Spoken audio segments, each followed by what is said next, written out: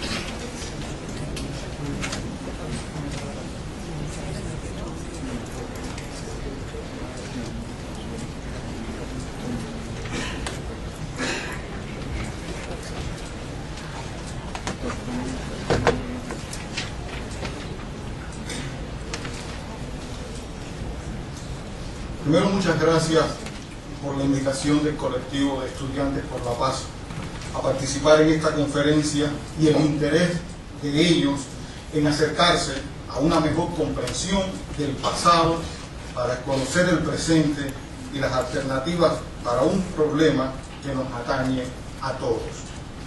Para la mayoría de los presentes aquí, hoy es 18 de febrero del año 2002, pero sin embargo para otros están aquí también presentes, hoy es el 24 del mes de Shevat del 5769 y otros consideran que es el 22 de Safar del año 1430. Ya esto nos indica que hay tiempo, que hay complejidad y que inclusive el tiempo lo medimos de manera diferente. Muchas gracias a la profesora María del Pilar, que me ha facilitado con sus explicaciones el no pasar por muchos hechos históricos que son necesarios a la hora de entender el tema del Medio Oriente. Pero sí nos surge destacar que es un tema bíblico, que fue la tierra prometida por Dios a Abraham, quien salió desde Ur hasta Canaán para establecerse allí con sus descendientes. Y es precisamente Abraham, el padre de Ismael, que encabeza la genealogía de Mahoma y de Isaac.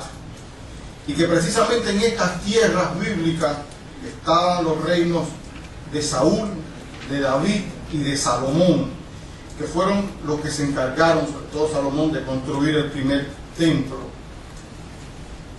Esos son los reinos de Salomón, los reinos de David, que la historia lo contemplan en las Sagradas Escrituras. Ni siquiera en los momentos más difíciles del Éxodo, los judíos perdieron contacto con su tierra. Comunidades hebreas permanecían en Jerusalén y en Tiberias, en Cesarea y en Gaza, a pesar de las cruzadas. Y el Imperio Otomano, todavía hasta el año 1918, en la zona, tuvo presencia de la comunidad hebrea allí.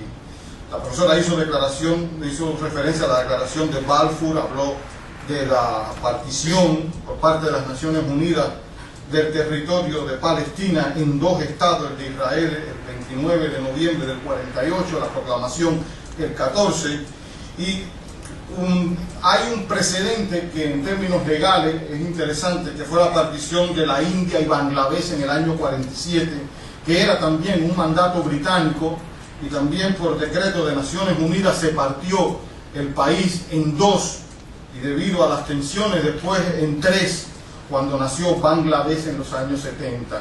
O sea que el tema de la partición no es un tema nuevo, ni fue un tema original para la Tierra Santa. Y Israel obtuvo su independencia inclusive mucho después que muchos de sus vecinos árabes, como fue Kuwait en el año 61, Bahrein en el 70 y los Emiratos Árabes o Qatar en el año 71. El nombre de Palestina aparece en tiempos del Imperio Romano, cuando la conquista, que se incluye en los territorios de Galilea, Golán y Samaria, en lo que se llamó la provincia de Judea, e inclusive había... me asustaste.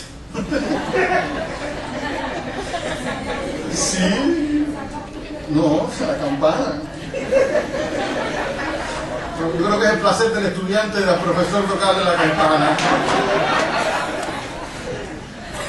El emperador Adriano fue quien creó el nombre de la provincia palestina para una zona que ya ellos en Roma circulaba con otra moneda que se llamaba Judea capta o Judea capturada por los romanos.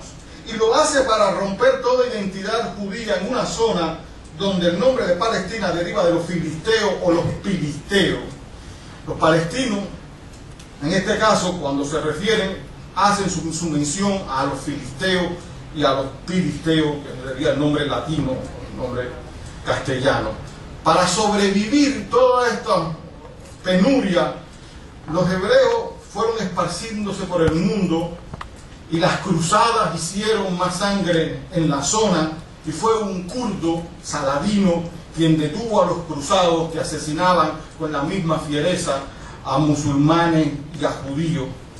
Y precisamente ese esparcimiento de la comunidad hebrea por el mundo dio en aquellas épocas iniciales lumbreras como Moisés el egipcio o Maimónides, que fue el mayor filósofo y médico de su época, y tenemos a Baruch Spinoza, quien fue expulsado primero su familia de Portugal y después de Ámsterdam, quien a los 24 años marcó todo el pensamiento crítico occidental, analizando inclusive la Torá con un enfoque histórico, y es el racionalismo judío personificado.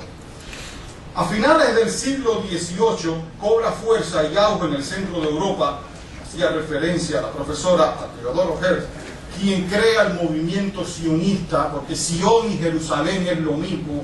Sion, el monte de Sion, es el retorno, es el faro para el pueblo hebreo de retornar a las tierras de sus ancestros, que, como bien señalaba la profesora María del Pilar, en los planes existieron diferentes denominaciones. Se habló de Uganda, se habló de Australia, se habló inclusive de Crimea, se habló de cualquier lugar, pero bíblicamente fue el apoyo y el argumento fundamental era el retorno a Sion, de ahí el nombre del movimiento sionista.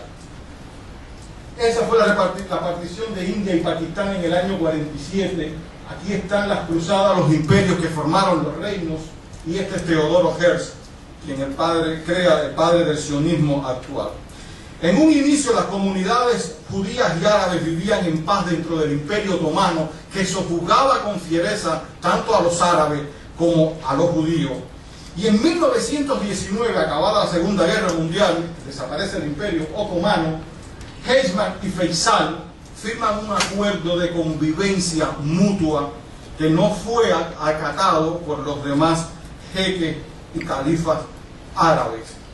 Ese pudo haber sido el inicio de una paz duradera, pero los vecinos rechazaron el acuerdo.